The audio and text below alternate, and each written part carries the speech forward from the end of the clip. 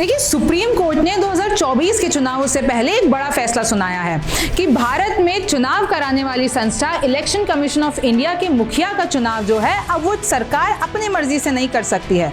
इसके लिए एक 3 सदस्यीय कमेटी बनेगी और फिर इस बात पे फैसला लिया जाएगा।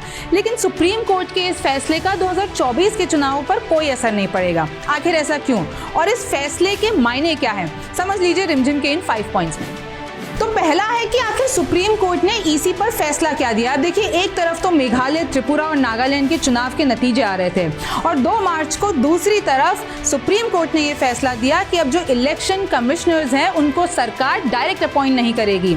एक 3 सदस्यीय कमेटी बनेगी जिसमें पीएम होंगे, जिसमें लीडर ऑफ ऑपोजिशन होंगे और जिसमें सीजीआई होंगे और वो इस बात का फैसला लेंगे।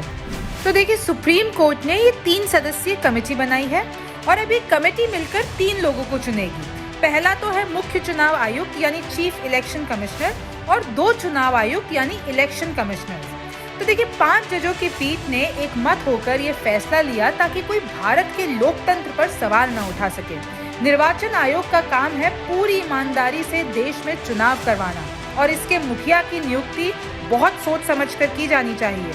कोई ये ना कह सके कि ये चुनाव आयुक्त इसलिए बन गया कि वो मंत्रियों का खास है। ये पूरी प्रक्रिया ट्रांसपेरेंसी के साथ होनी चाहिए। दूसरा है कि आखिर सुप्रीम कोर्ट के इस फैसले की पहले की कहानी क्या है। अब देखिए, 2018 में चुनाव आयुक्तों की नियुक्ति पर कई सवाल खड़े हुए, मामला सुप्रीम कोर्ट पहुंचा। इसके बाद काफी याचिकाएं दायर हुई और उसके बाद 2022 में सुप्रीम कोर्ट में सुनवाई शुरू हुई।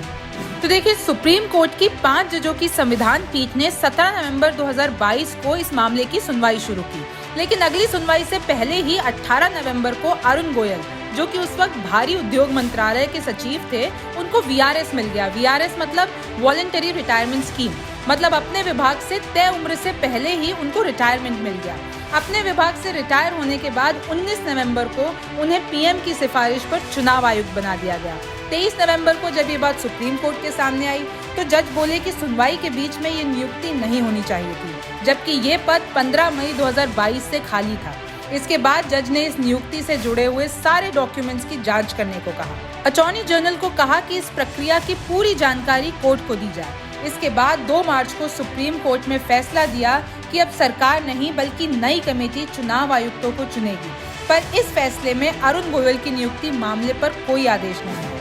तीसरा है कि सुप्रीम कोर्ट के इस फैसले का 2024 पे क्या असर होगा। अब देखिए, इस वक्त जो मुख्य चुनाव आयुक्त हैं वो है राजीव कुमार और जो 2 दूसरे चुनाव आयुक्त हैं वो है, एक है अरुण कुमार और दूसरे हैं अनूप चंद्र पांडे। तो देखिए, इस वक्त निर्वाचन आयोग के मुखिया मतलब मुख्य चुनाव आयुक्त हैं राजीव कुमार, जिन्हें सरकार ने 1 सितंबर 2020 को चुनाव आयुक्त बनाया। फिर 15 मई 2022 को कुमार मुख्य चुनाव आयुक्त बने। अब ये रिटायर होंगे फरवरी 2025 में। तो इसका मतलब जो 2024 के चुनाव हैं वो सरकार के द्वारा नियुक्त किए गए राजीव कुमार की देखरेख में होंगे। अब इलेक्शन कमीशन में चीफ इलेक्शन कमिश्नर के अलावा 2 चुनाव आयुक्त और भी होते हैं, यानी इलेक्शन कमिश्नर्स।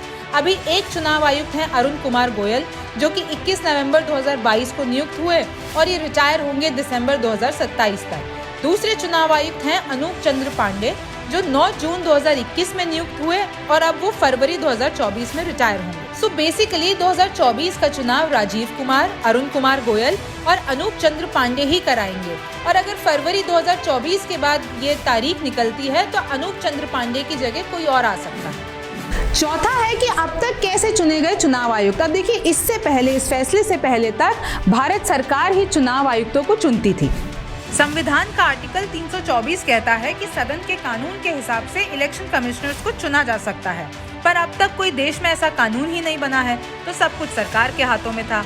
अच्छा, अब तक ये प्रक्रिया होती आई थी कि कानून मंत्रालय कुछ 40 अधिकारियों की एक लिस्ट बनाता था। ये नाम शॉर्टलिस्ट होकर प्राइम मिनिस्टर तक पहुंचते थे और उसके बाद पीएम फैसला लेकर राष्ट्रपति के पास ये नाम भेजते थे फॉर अप्रूवल। भारत की 1947 में आजादी के बाद से सिर्फ एक ही चुनाव आयुक्त होता था। फिर 1989 में राजीव गांधी की सरकार में ये संख्या 3 हुई। इसके बाद 1990 में वीपी सिंह सरकार में वापस ये संख्या 1 हो गई और टीएन सेशन चुनाव आयुक्त बने और खूब सुर्खियां बटोरी। एक बार फिर 1993 को पीवी नरसिम्हा राव की सरकार में ये संख्या 3 कर दी गई और तब से लेकर आज तक निर्वाचन आयोग में एक मुख्य चुनाव आयुक्त होता है और 2 चुनाव आयुक्त होते हैं। पांचवा है कि आखिर मुख्य चुनाव होता है। अब देखिए, मुख्य चुनाव आयुक्त जो होता है वो इलेक्शन कमीशन ऑफ इंडिया के मुखिया होते हैं और इलेक्शन कमीशन की स्थापना हुई 1950 में। मुख्य चुनाव आयुक्त का कार्यकाल होता है 6 साल का और इनकी रिटायरमेंट एज होती है 65 साल।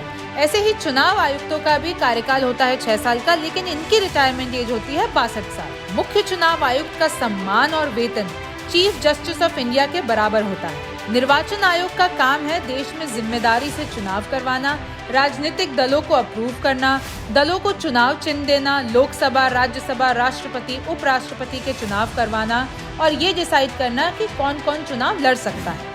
देखिए, भारत को आज़ाद हुए आज 70 साल से ज़्यादा हो गया है, लेकिन आज तक कोई कानून नहीं बना है चुनाव आयुक्तों की नियुक्ति पर। ये काम आज तक सरकार ही करती आ रही थी और अब सुप्रीम कोर्ट ने ये फैसला सुना दिया है। इसमें विपक्ष की भी भूमिका है और इससे लोकतंत्र भी मजबूत होगा। आप कहीं मत जाइए, न्यूज़ 24 देखते रहिए। मैं हूँ रिमझिम जेठानी, फिर मुलाकात होगी।